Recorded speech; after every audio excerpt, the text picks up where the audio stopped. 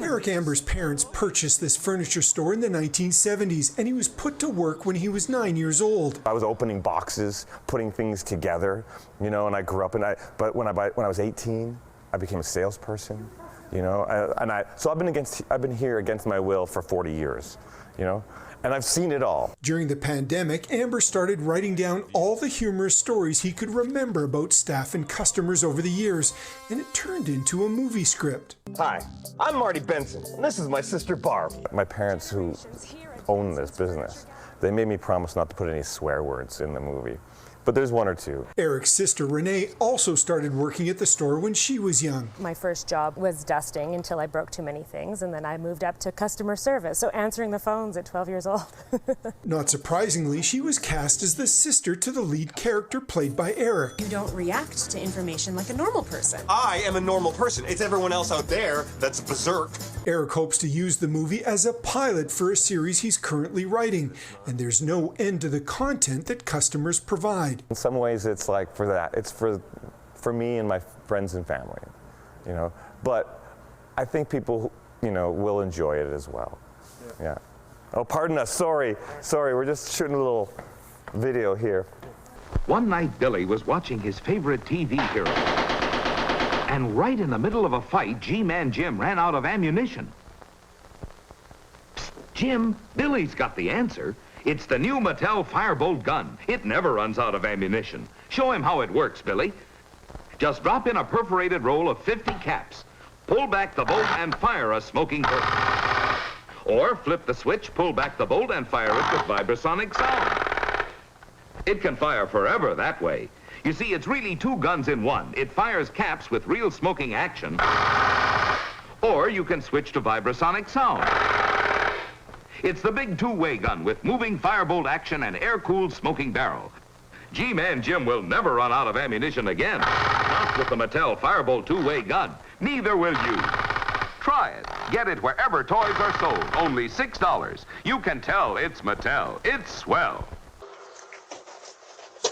Ducking and diving out of the way of the majestic Canadian goose. Anyone who goes by them are getting attacked, like kids, adults, anyone, just attacked. It's getting a bit crowded in Waterloo at one home after a pair of geese decided to claim a bit of property for themselves. We were trying to go into our house from our cars and walked up there and they came flying at us. We had to sprint up her stairwell. My croissants went everywhere. It was horrible, but now every time we come home from class or just anywhere we are, we have to be on watch. Despite that it's a high-traffic area, the experts say they are a protected animal and should be left alone. Geese are protected by the Migratory Bird Act, so it is illegal for us to interfere with them in nesting season, and so we have to respect that.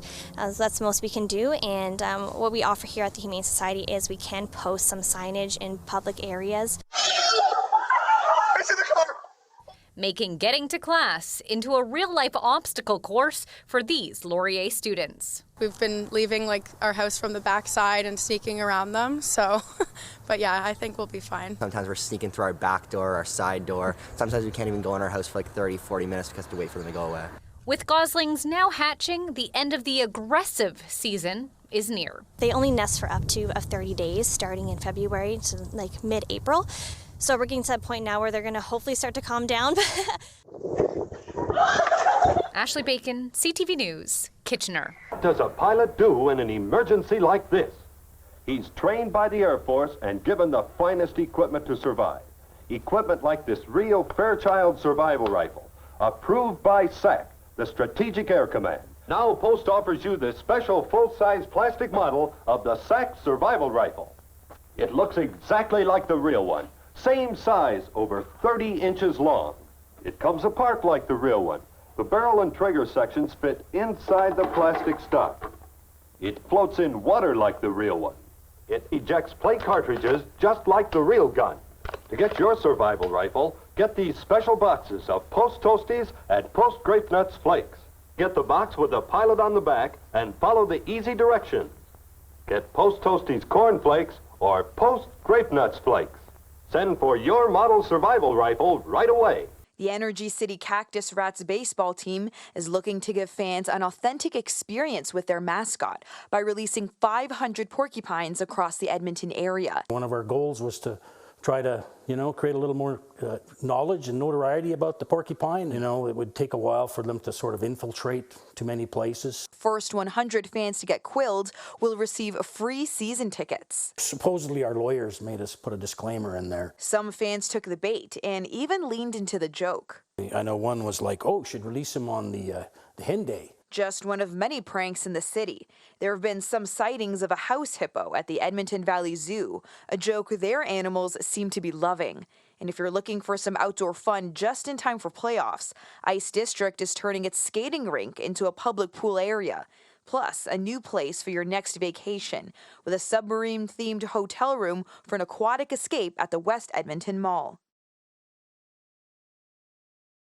The Edmonton International Airport also had some fun, trying to fool flyers by introducing an airport coach.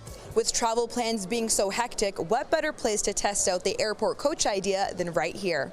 Wow. Is this for somebody that needs assistance? Yeah, essentially if you have a lot of things to carry, you have your kids around, they're just there to help you while you get here. This is April Fool's, right? It is, yes. Others were a bit easier to fool. It come in handy for people that do need it, yeah. And when we asked him what day it was...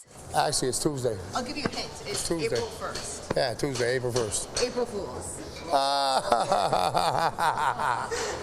So while you may not be able to hire an airport coach yet, the airport says it's not ruling out getting one anytime soon. Miriam Valdez-Carletti, CTV News, Edmonton.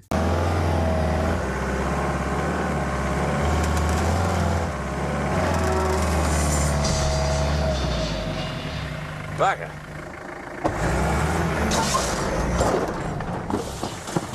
Fuck at me.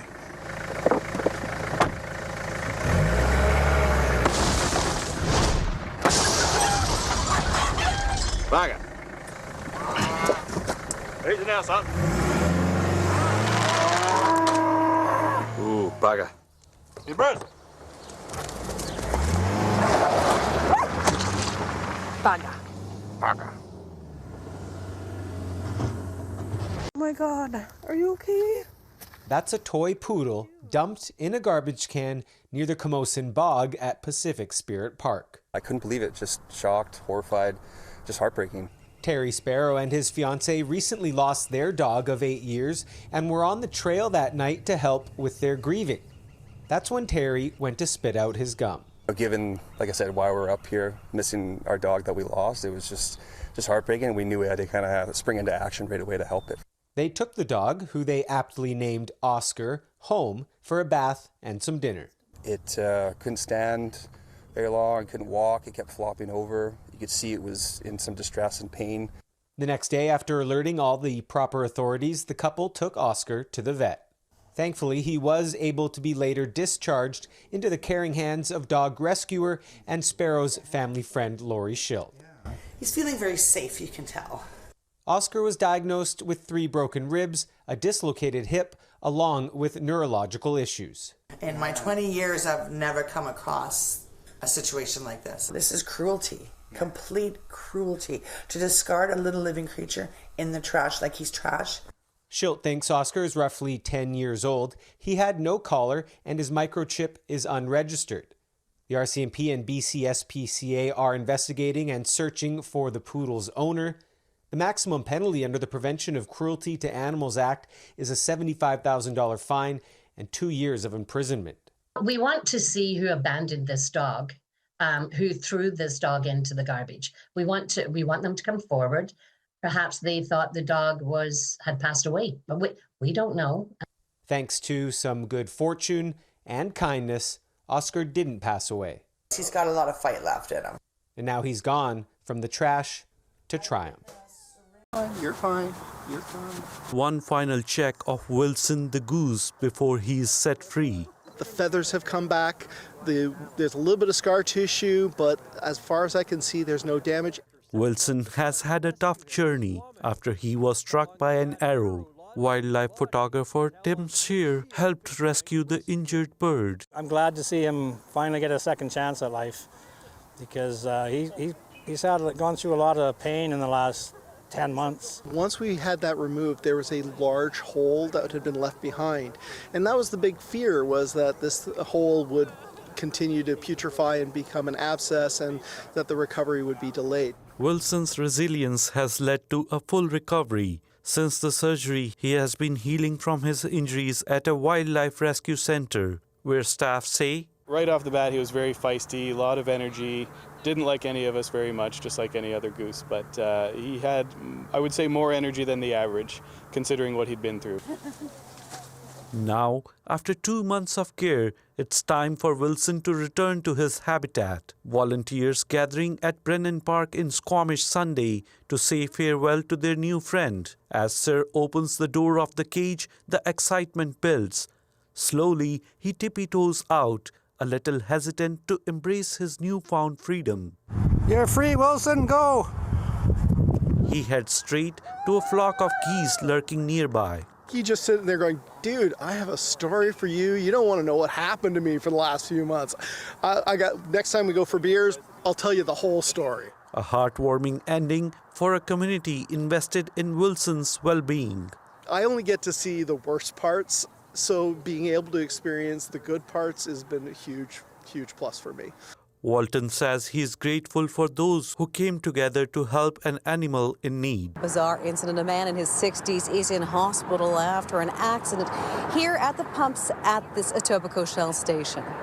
Now, Toronto police say that it was around 5:30 yesterday that they received a call to come to this gas station at Burnhamthorpe near the 427. The 911 calls indicated a man had been injured. Police say a man in his 60s was at the station and had just exited the convenience store on site when another man, this one in his 20s, drove off with the nozzle still affixed to his vehicle. Now, that nozzle came loose and flew back and struck the victim, causing his injuries. We received reports of a man in his 60s exiting from a gas station kiosk. At the same time, a man in his 20s was leaving the gas station. However, the gas nozzle was still intact to his car. When the gentleman driving his vehicle drove away, the gas hose ripped from the pump and unfortunately struck the man in his 60s, causing him to fall. This fall resulted in life-threatening injuries. Police say they would like to remind the public to be careful and just take a second and make sure that your car is not attached to the gas pumps before you leave a gas station. Understanding, of course, that this was not a common incident. Now, they say no charges have been laid. They are asking anyone who has any information or witnessed anything to contact them as soon as they can. Hey, welcome back, and guess what? There is some brand new UAP video that just dropped, possibly shot from a Navy ship, once again off the coast of Southern California, which for some reason, has been this very, very weird hotspot for all kinds of unidentified flying objects that don't seem to care that there are all kinds of Navy warships that are out there training. Now, quick refresh about why this area matters so much. 2004, we've all seen this video that was showing what was described by Navy pilots flying off the USS Nimitz as a white tic-tac that was zooming around in ways and speeds they just could not explain. In 2019, sailors on the USS Russell, again, off the coast of San Diego, seeing what they described in night vision goggles as upside-down pyramids, and then brings us to today. This new infrared video just released by documentary filmmaker Jeremy Corbell showing what he says was an incident on the USS Jackson. It's one of these littoral ships, one of the highest tech ships that we have in our arsenal. And according to Corbell, Navy sailors were actively tracking one of 4 unknown objects observed going in and out of the water. No heat plumes, no exhaust, nothing.